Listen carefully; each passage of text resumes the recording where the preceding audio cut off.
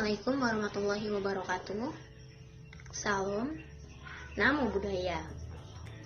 Berita keberhasilan Columbus menemukan daerah baru membuat penasaran Raja Portugis, sekarang terkenal dengan sebutan Portugal, Manuel I. Raja Portugis tersebut kemudian memanggil pelaut ulung Portugis bernama Vasco da Gama untuk melakukan ekspedisi menjelajahi samudra mencari tanah Hindia, yang merupakan daerah penghasil rempah-rempah. Vasco da Gama mencari jalan lain agar lebih cepat sampai di tanah Hindia yang merupakan tempat penghasil rempah-rempah.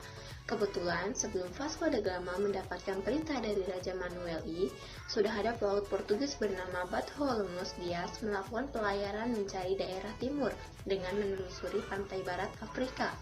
Pada tahun 1488, karena serangan ombak besar, terpaksa Bartolomeu Dias mendarat di suatu ujung selatan benua Afrika.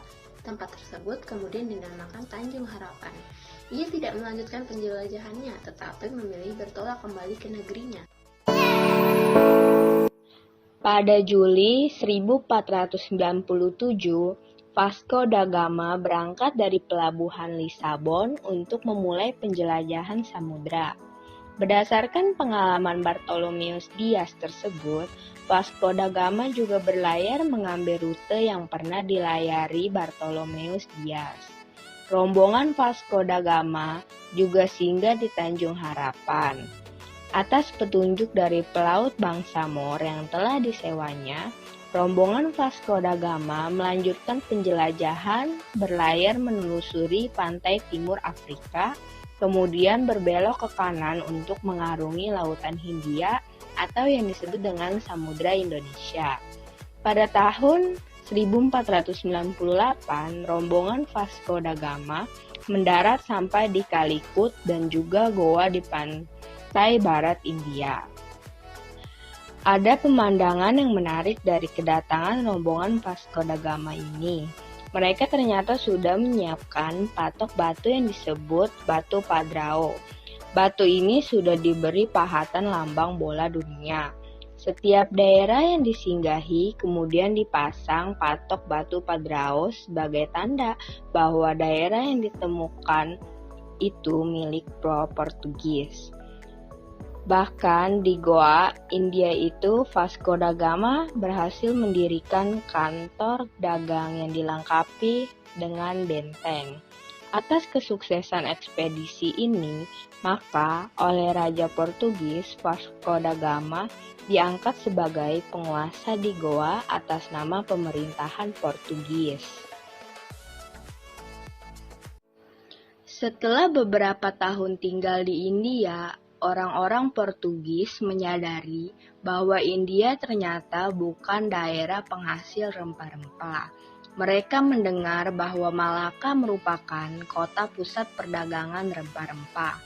Oleh karena itu, dipersiapkan ekspedisi lanjutan di bawah pimpinan Alfonso de Albuquerque dengan armada lengkap Alfonso de Albuquerque berangkat untuk menguasai Malaka. Pada tahun 1511, armada Portugis berhasil menguasai Malaka. Portugis mulai memasuki wilayah kepulauan Nusantara yang disebut juga sebagai Tanah India atau yang disebut dengan Hindia. Orang-orang Portugis pun segera mengetahui tempat buruannya, mutiara dari timur, yakni rempah-rempah yang ada di Kepulauan Nusantara, khususnya di Kepulauan Maluku.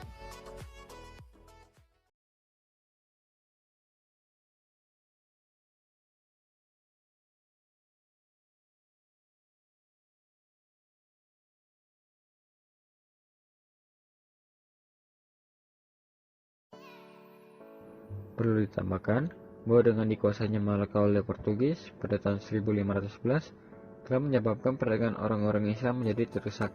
Para pedagang Islam tidak lagi bisa berdagang dan keluar masuk kawasan Selat Malaka karena Portugis melakukan monopoli perdagangan. Akibatnya, para pedagang Islam harus menyingkir ke daerah-daerah lain. Tindakan Portugis yang memaksakan monopoli dalam perdagangan itu telah mendapatkan protes dan perlawanan dari berbagai pihak.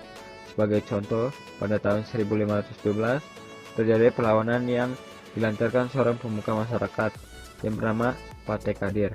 Pate Kadir merupakan tokoh masyarakat Jawa yang ada di Malaka. Ia dikenal sangat pemberani. Ia melancarkan perlawanan terhadap serangan Portugis di Malaka. Dalam melancarkan perlawanan ini, Pate Kadir berhasil menjalin persekutuan dengan Hang Nadim. Perlawanan Pate Kadir terjadi di laut dan kemudian menyerang pusat kota. Tetapi ternyata dengan kekuatan senjata yang lebih unggul, pasukan Kadir dapat dipukul mundur.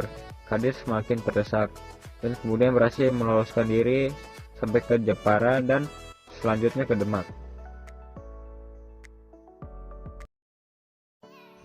Tindak monopoli yang dipaksakan Portugis juga mendapatkan protes dari penguasa kerajaan Demak. Demak telah menyiapkan pasukan untuk melancarkan perlawanan terhadap Portugis di Malaka. Pasukan Demak ini dipimpin oleh putra mahkota Pati Unus. Pasukan Demak ini semakin kuat. Setelah bergabungnya Pate Kadir dan pengikutnya, tahun 1513 pasukan Demak yang berkekuatan 100 perahu dan 1000 prajurit mulai melancarkan serangan ke Malaka. Tetapi dengan kenyataan kekuatan pasukan Demak dan pengikut Kadir belum mampu menandingi kekuatan Portugis, sehingga serangan Demak ini belum berhasil. Posisi Portugis menjadi semakin kuat.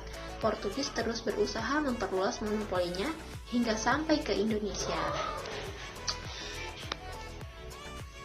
Itu saja yang dapat kami sampaikan. Semoga dapat menambah edukasi teman-teman.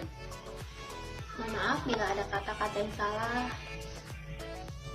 Sekian dari kami dan terima kasih. Wassalamualaikum warahmatullahi wabarakatuh. Salam Namo Buddhaya.